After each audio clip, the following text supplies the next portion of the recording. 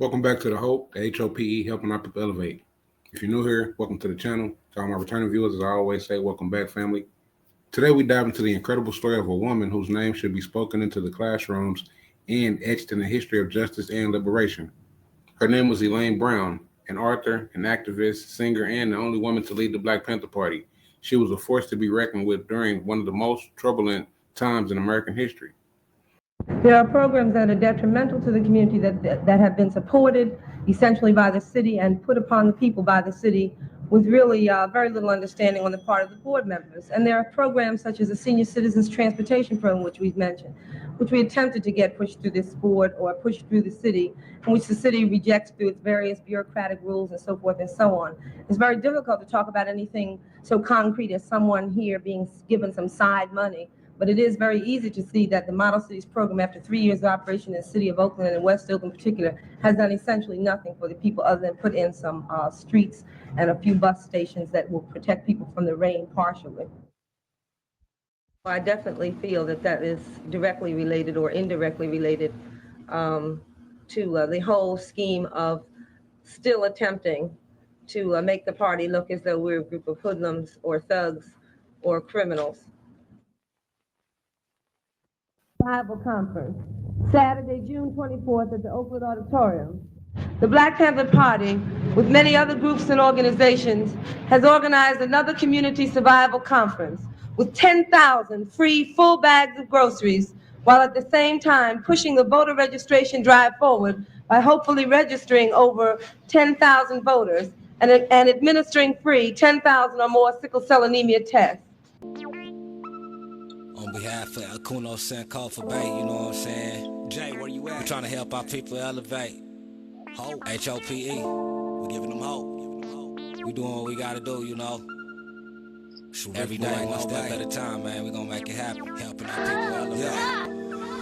Sometimes I practice focus, thought, and meditate. I'm trying to come with other ways to help our people elevate. And seeking knowledge make me levitate. The lifted mental state is what results from how we orchestrate. This for the family's sake. Let's self-reflect and self-evaluate. And every day make sure the steps you take, you calculate. Receive a master's fate. I know I can't exist without the hate, but that's okay. I balance that with higher self today. Success is on this way, and after that my flesh can pass away.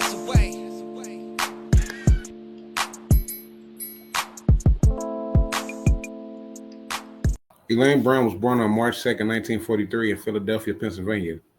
She was raised by a single mother in a segregated city. She grew up watching her mother work tirelessly while confronting the everyday reality of racism and poverty. But Elaine was gifted, academically sharp, musically talented, and socially aware. She moved to Los Angeles, studied at the UCLA, and was introduced to the Black consciousness and radical politics. In 1968, after hearing about the assassination of Dr. Martin Luther King and witnessing systematic violence, she joined the Black Panther Party. Elaine quickly rose in the ranks. Her intellect and discipline led her to run the party's social programs, including the Free Breakfast for Children program and health clinics. When Huey Newton fled to Cuba, Elaine became chairwoman of the Black Panther Party in 1974, the first and only woman to hold the position.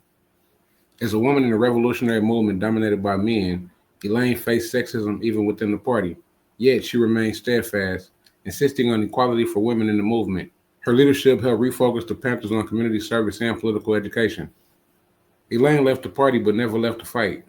She became a writer, publishing her powerful memoir, A Taste of Power, and continued speaking truth to power in her music, writing, and activism. She also advocated for prison reform and supported Black youth and political prisoners.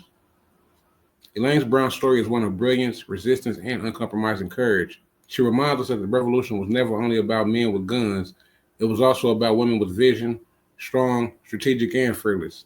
This is her story, one we should never forget. Well, of course, you know, if you think of the Black Panther Party, you have to think about our feeding people in general. On one hand, people thought of us as a sort of Black militant opposite number of the Ku Klux Klan, which was about as ridiculous as anything could be.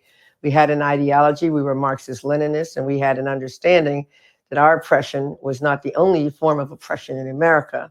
And as a result, we coalesced with any number of organizations or a number of groups representing other oppressed groups, starting with AIM, the American Indian Movement, moving through the Brown Berets, the Young Lords, the Young Patriots, which were poor whites coming out of Chicago, based in Chicago. And we expanded that to groups in throughout the world. Of course, we had coalitions in China and Cuba, but we also supported ZANU in Zimbabwe and the PAC in South Africa and in Mozambique, Frelimo, and so forth, and had support groups. So we thought of ourselves, by the time Huey Newton got out of prison in 1970, we thought of ourselves as a international revolutionary organization.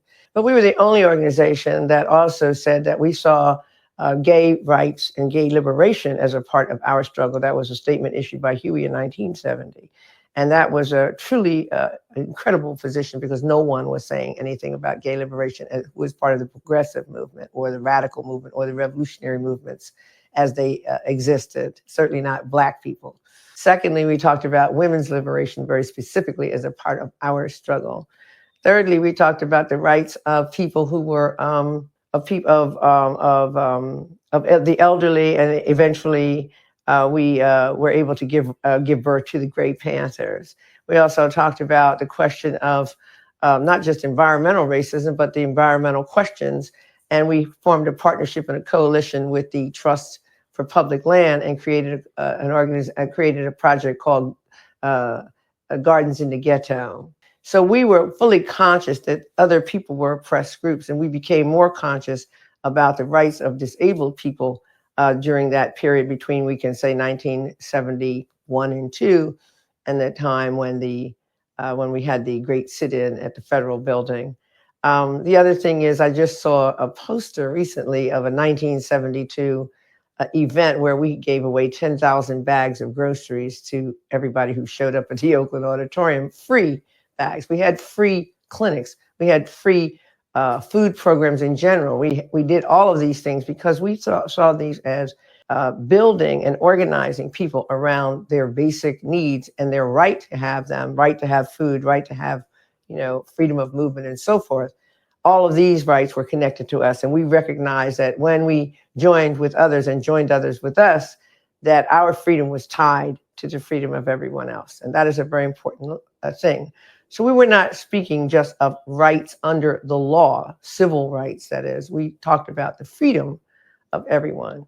And eventually we met with and learned about the Center for Independent Living and met with Ed Roberts. But I think probably our consciousness was raised around this issue of the independence and the rights and freedom of people who were oppressed because of disabilities.